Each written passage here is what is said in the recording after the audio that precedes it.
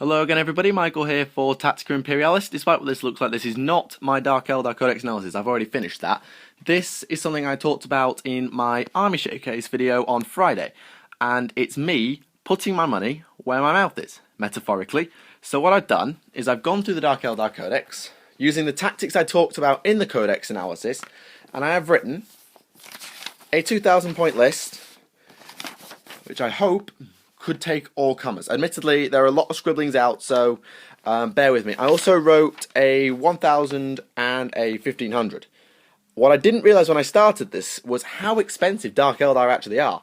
I mean, if you want to put them in vehicles, you're paying 60 odd points just for the tank, and then all the elite units are expensive, and it just tots up very quickly. So bear that in mind, Dark Eldar players, or aspiring Dark Eldar players, because they get expensive quickly. So let's just go through the list one at a time.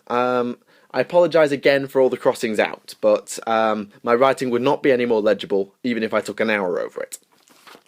So in the 1,000 point list, we have an Archon. He has Haywire Grenades, which I consider a gimme take, Ghostplate Armour for the 4+ save and the 6+ invulnerable, Combat Drugs, a Shadow Field, and an Agonizer.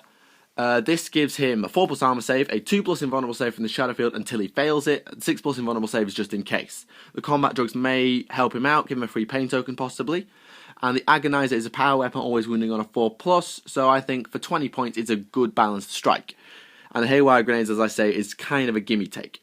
I've mounted him in a Venom. So for example, on the on this Carbide unit, I've purchased a Venom for them, but I've not taken it as their Venom. I'm going to give it to the Archon. I've given it Night Shield so that on the first turn, medium to long range weapons may not be able to hit it. And it has a Flicker Field as standard just in case. In the troop section, I've got 10 Carbolites in a Raider with Splinter Racks and a Flicker Field. So they're going to get twin linked on all their Splinter weapons, and the Flicker Field may just keep them alive, and these guys are obviously to go running around and claiming objectives. For my combat element, I have 5 Witches with 1 set of Hydra Gauntlets and Haywire Grenades. As I said before, Haywire Grenades are in my world an auto take because they are your best vehicle wrecker you have outside your lance weapons. And I've put them in a Venom with an extra Splinter Cannon just to add some more firepower and to really zip them around. I've then put for my home base 10 Carbolites with a Splinter Cannon so they can put out a fair amount of fire and move if they need to. My elites, this is something that's a common Dark Eldar trick. They're called Blasterborn, and that's 5 Trueborn with 4 blasters, which is the maximum you're allowed to take, and I've given the Drakon a blast pistol as well. So they're all packing Strength 8 AP2 lance weapons. Some of them are quite short range, but that's very powerful.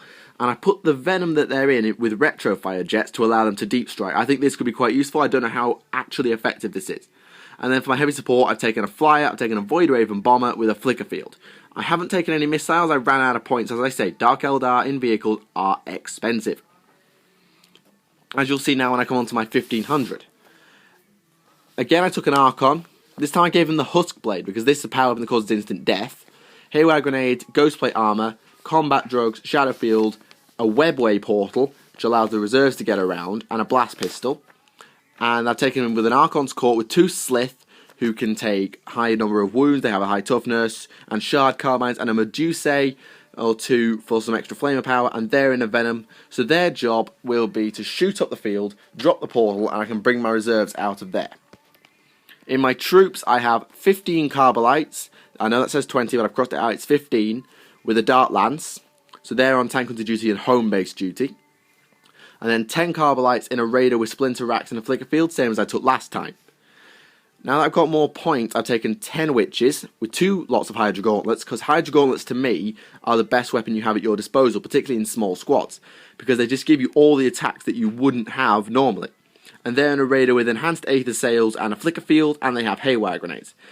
I didn't give the Carbolite one Aether Sails because they need to shoot. The sails, I don't need the Witches shooting, so they can just zip up. Again, I've taken the same Blasterborn, but I've only taken 4 because I ran out of points. I had planned on Hecatrix Blood Brides, but as I said, it's expensive. I've then taken 5 Scourges with a Splinter Cannon to keep them manoeuvrable, because if I give them a Dart Lance, they have to stand still or they're snapping it. And then I managed to fit a Ravager with a Flicker Field and a Void Raven with 2 Mono Scythe missiles and a Flicker Field.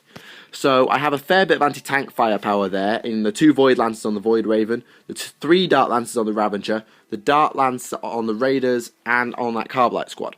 So this will obviously be better at tank hunting, although there is still enough anti-infantry firepower in there with Splinter Racks, Splinter Cannon, and everything else. And now my favourite list is my 2000 list. This one, even when I started, I had 2,500 in this list when I started out, so I had to make a lot of cuts. My HQ, I've taken Lilith Hesperax. Lilith is one of the best balance strikers I've got in the Dark Eldar Codex. She's got an insane weapon skill, insane initiative, a 4+ invulnerable standard, and a 3+ in melee. Her attacks ignore armor saves, and she gains attacks for having a better weapon skill, which I think is really powerful. So it was just a common sense to take her. My other HQ, I've taken an Archon, Huskblade Blast Pistol, Haywire Grenades, Ghostplate Armor, Combat Drug, Shadowfield, Webway Portal. Same as the last one.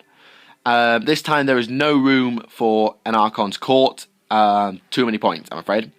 And the Archon will be riding with the Blasterborn, and Lilith will be riding with a squad of Bloodbrides. I'm coming on to those.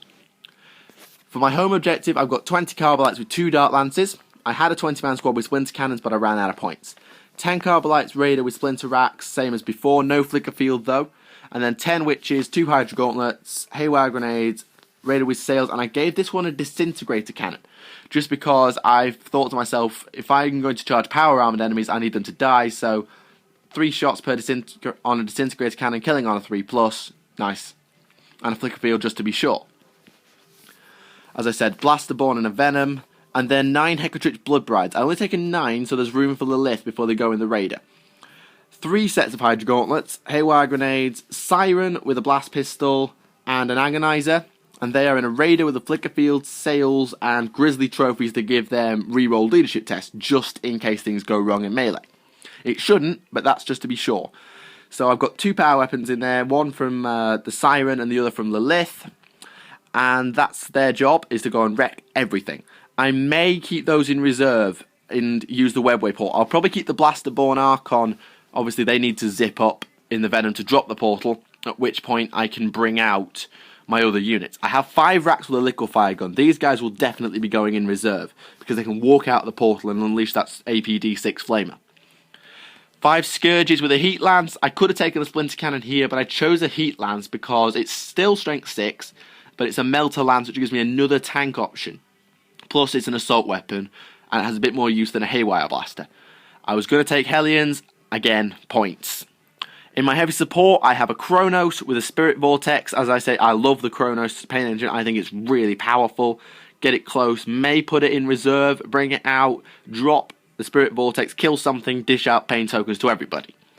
And then a Void Raven with 2 Implosion Missiles, which are very expensive but are damn powerful. Anything under them needs to take a Wounds Test or die.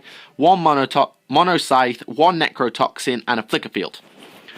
So, tactically wise, I don't have the models yet, but this is just something I wrote purely on the Codex. So, just to give you a sense of context, if that is my battlefield, I know it's not, but bear with me, and this is my deployment zone, and that is my opponent, I will probably deploy my Archon and Blasterborn somewhere near the centre, probably screened behind, well, they don't need to be screened actually, they're just going to sit there. The Flicker Field should help. If I had the points, I'd put Night Shields on them. On either side, I will flank them with the Carbolites and the Witches in their Raiders respectively. Their job is to go up either side and cause damage. So the Carbolites with the shooting, the Witches will then be able to bail out an assault. That's the plan. Destroy a unit, get a pain token. The Scourges I am tempted to deploy somewhere back here, just behind the Venom and Raiders, and they can hop behind it. Or I can hold them in reserve and deep strike them, or pull them through the portal when I drop the portal. The Rax and the Kronos, these guys will both be in reserve, and they will come out of the Webway portal when the Archon drops it, because they're quite short ranged and quite slow. Lilith is a little bit different. Is a little difficult to say, because the obvious option is put them in the middle as a spearhead of your assault, so that maybe the Witches either side of the Carbolites with the Venom behind. Actually, that's a quite good tactic. So Carbolites Bloodbrides, Witches, Archon. That's what I would do. Or I could hold Lilith in reserve, wait for the portal to drop, and then the Raiders got a huge area to aim at to bail out an assault. But you can't assault from reserves. So I think it would be better to shoot the Raider up with its enhanced ether sails. Hopefully its hijink save will keep it alive, and then bail out, assault, pain tokens come flying in. The Void Raven's job is simple. Kill anything it can. The implosion missiles will target low wound, high save units, so things like Terminators, Obliterators and such. The Monoscythe missiles will more go after the light infantry or the vehicles. The Necrotoxin go after infantry because it's poison 2+, and then the Flicker Field may just help keep it alive, and it will mean I don't have to evade.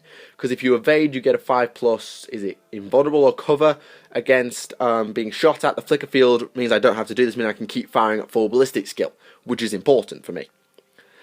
So that's pretty much my Dark Eldar putting my money where my mouth is. I can only apologise again, folks, for all the crossings out. I wrote this a couple of days ago, and I've been a bit distracted since. I've got exams and things coming up, so my upload rate may slow down in the next couple of months until they're out of the way. But that's a maybe point.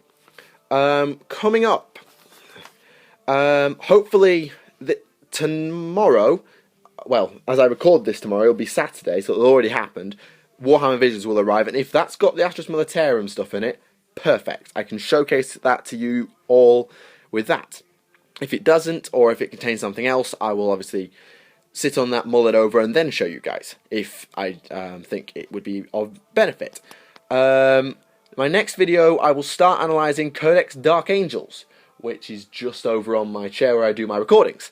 So I will start analysing that, looking at the Warlord traits, the relics, and the combat tactics, or chapter tactics that they employ, and then I'll move on to the same way I did the Space Marine Codex. Anyway, that's all for today. I've prattled on long enough. Be sure to like the video, leave your comments on my list. What do you make of it? Obviously, I've never played Dark Eldar, so I need feedback. Is it a good list? Is my tactics sound? Just let me know, really, because I don't know quite how Dark Eldar work. This is just a rough guess. So feedback is welcome. If you want to see more, be sure to subscribe. I'm happy to do other put your money where your mouth is lists with Guard, Necrons, Orcs, Dark Angels, whatever. Just let me know and I'll see if I can get a hold of the Codex. I've spoken as well with Ben. He's the guy who did the army showcases, and he is going to be our resident painter, because the rest of us, we suck. I mean, just as an example, no, I put my guardsmen away, so I can't show you how I paint, but he paints better than the rest of us, and he's doing our terrain right now. So he may do some painting stuff, I'm not sure yet. Anyway, thank you for watching. My name is Michael, and I will see you all again.